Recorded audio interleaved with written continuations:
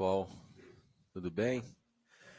Bom, hoje vamos falar de sistemas, né? Continuando na linha da última aula aí. Na última aula nós falamos sobre sinais, hoje vamos falar um pouco sobre os sistemas, né? Então, o que são os sistemas? Eles manipulam sinais para realizar alguma função. Essa função ela pode ser praticar uma ação, seria atuar em um sistema, mudar o curso de alguma coisa, ligar ou desligar uma máquina, ou até mesmo produzir novos sinais, né? Então, geralmente a gente modela um sistema usando um bloco, né? Esse sistema geralmente ele é representado por um modelo matemático, né? Tem várias maneiras de extrair esse modelo matemático. Então, a gente tem na esquerda aqui as entradas do sistema e as saídas, né? Aqui embaixo tem um exemplo de um sistema. Você entra com uma corrente que é limitada de 4 a 20 miliamperes e na saída você tem um percentual de abertura, né? Então é uma válvula controlada por um nível de corrente. Isso é um sistema, certo? Você tem uma entrada e essa entrada acarreta uma saída que é uma ação, ok? Bom, aqui um outro exemplo de um sistema, é um circuito elétrico. Você tem aqui uma fonte de corrente. Essa fonte de corrente, ela alimenta uma resistência em série com um capacitor e isso se transforma numa fonte de tensão. Então eu converti corrente elétrica em tensão elétrica, também um sistema. Vamos falar sobre as classificações dos sistemas.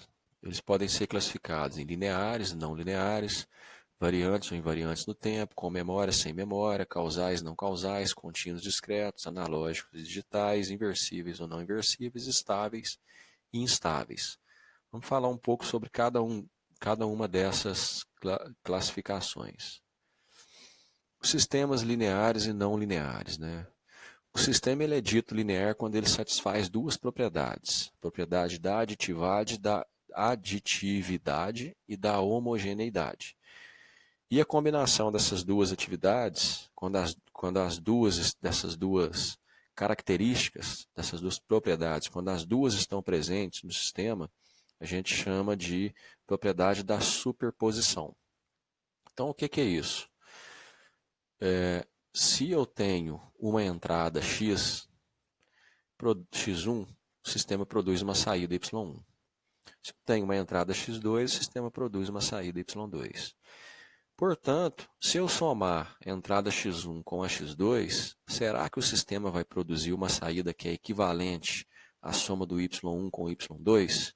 Se sim, o sistema possui a propriedade da aditividade. Se eu tenho uma entrada x no sistema, essa entrada produz uma saída y. Se eu multiplicar essa entrada x por um fator, positivo ou negativo, será que a saída também vai ser multiplicada pelo mesmo fator? Se for, o sistema possui a característica de homogeneidade. Se o sistema possui essas duas características, quer dizer que ele é um sistema linear. Então ele tem a propriedade da superposição. Vamos entender isso um pouco melhor. Para tirar a prova real disso, nós temos duas maneiras de fazer isso. Uma é você usar valores, números, né? 1, 2, 3, 4, jogar isso no sistema e fazer as contas. Um outro jeito que eu acho mais fácil é você usar letras e combinar essas letras como se fossem números. Então veja bem, imagina uma entrada AX1. O sistema ele pode ser discreto ou contínuo, tanto faz. Então se a entrada é AX1, sendo A um número inteiro qualquer, aliás, nem precisa ser inteiro, sendo um ganho, né? Então eu tenho AX1. Um sistema ele funciona como uma máquina, que é o que eu estou chamando de agazão. Para vocês entenderem melhor, imagina uma fábrica de sapato de couro. Na fábrica de sapato de couro, a obra-prima, aliás, a matéria-prima é o couro. Então, se entra couro na máquina da fábrica, vai sair sapato de couro. Se colocar pano, se entrar pano nessa máquina, vai sair sapato de pano. Então quem manda na saída é a entrada. Mas essa saída nem sempre é proporcional à entrada, depende da característica do sistema. No caso do sistema linear, sim. Então, se a entrada é AX1, esse AX1 vai para dentro da minha máquina e vai produzir uma saída. O que eu chamo de máquina é o Hzão, que seria a função de transferência do meu sistema. Agora imagine uma entrada BX2. Se essa entrada BX2, ela também vai para dentro da máquina e vai produzir uma saída, um Hzão de BX2. Agora vamos combinar as duas entradas, AX1 mais BX2. Se eu combino as duas na entrada, obviamente as duas vão para dentro da máquina. Então eu tenho essa saída. Para eu saber se o sistema é linear ou não, eu tenho que fazer a seguinte pergunta. O Hzão de AX1 mais o Hzão de BX2 é igual ao Hzão de AX1 mais BX2? Ou seja, a resposta do sistema, a saída do sistema, a entrada AX1 sozinha, mais a saída do sistema, a entrada BX2 sozinho, isso é igual à saída total quando eu combino as duas entradas? Se isso for verdade, o meu sistema é linear. Se isso não for verdade, o sistema é não linear. Por outro lado, eu posso fazer isso também com números, eu vou mostrar daqui a pouco. E aqui a gente tem uma ilustração em diagrama em blocos. Então reparem que a simbologia, ela ora está para sinais contínuos no tempo e ora está para sinais discretos no tempo.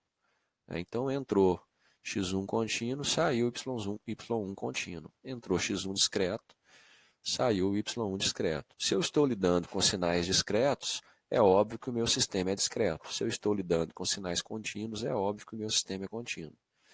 Aqui, para o mesmo sistema, eu tenho uma outra entrada, vai produzir uma outra saída. Se eu combino as duas entradas proporcionalmente, aliás, não precisa ser proporcionalmente, pode ser ponderado, né, por A e B. Então, a soma ponderada das duas entradas, se a soma ponderada das duas entradas produzir uma saída ponderada das saídas dos dois sistemas, então esse sistema é linear. Né? Então, uma observação aqui, ó, os sistemas reais eles são normalmente não lineares. Né? Na prática, a maioria dos sistemas são não lineares. E nós da engenharia, o que a gente faz? A gente tem dois caminhos. Na maioria das vezes, a gente aproxima esses sistemas não lineares por sistemas lineares. O que é isso? É você assumir que o sistema é linear, mesmo sabendo que ele não é. Você vai assumir que ele é, vai modelá-lo linearmente, usando todas as teorias e ferramentas de sistemas lineares, para tentar chegar no resultado que você quer. Quando você chegar no resultado, você avalia se o que você alcançou te atende. Se sim, ok. Se não, aí o problema é um pouco mais complicado, porque aí você vai ter que usar técnicas não lineares para modelar o seu sistema de maneira não linear e tentar alcançar um modelo que imite melhor o seu sistema real. Essa é a ideia de um modelo. Quando a gente trabalha com o modelo, a gente quer que ele imite ou aproxime da melhor maneira possível o sistema real. Né? Uma curiosidade para vocês, pensa no cérebro humano. O cérebro humano é um sistema extremamente complexo, talvez o sistema mais complexo do universo, não dá para entender. Né? Muito menos modelar. Então, se vocês fizerem uma pesquisa, a maioria das propostas de modelagem do cérebro, baseadas em sinais do eletroencefalograma, são modelos lineares. Ninguém tenta modelar não linearmente o cérebro, por mais que ele seja um sistema extremamente complexo e provavelmente não linear. Né? E eu posso fazer esse teste também de linearidade usando números. Imagina essa reta, né? Y é igual a 5x. Então eu posso fazer um teste e ver se ele satisfaz o princípio da superposição. Então eu assumo uma entrada x1 igual a 2 e faço a conta. 5 vezes 2, 10. Então eu tenho uma saída y1 igual a 10. Depois eu assumo uma nova entrada, x2 igual a menos 3, e faço a conta. O resultado é menos 15. Tenho um novo y2. Agora o que eu vou fazer? Eu vou combinar o x1 e o x2, ponderando arbitrariamente x1 e x2. Então escolhi um número 4 qualquer aqui e um número 5 qualquer aqui. Poderia ser outro. A combinação disso deu menos 7. Então eu tenho uma nova entrada que é menos 7, que é o x3, que na verdade é a combinação do x1 e do x2. Quando eu apresento essa nova entrada aqui, ó, eu tenho 5 vezes menos 7, o resultado é menos 35. Né? Mas será que isso é equivalente à soma da mesma ponderação feita na entrada, mas agora na saída? Ou seja, 4 vezes y1 mais 5 vezes y2 dá também 35, menos 35? Dá. Então o sistema ele possui a propriedade da superposição, ele atende a propriedade da superposição e, portanto, ele é um sistema linear. Um outro exemplo é esse daqui, que fica como atividade para vocês testarem aí.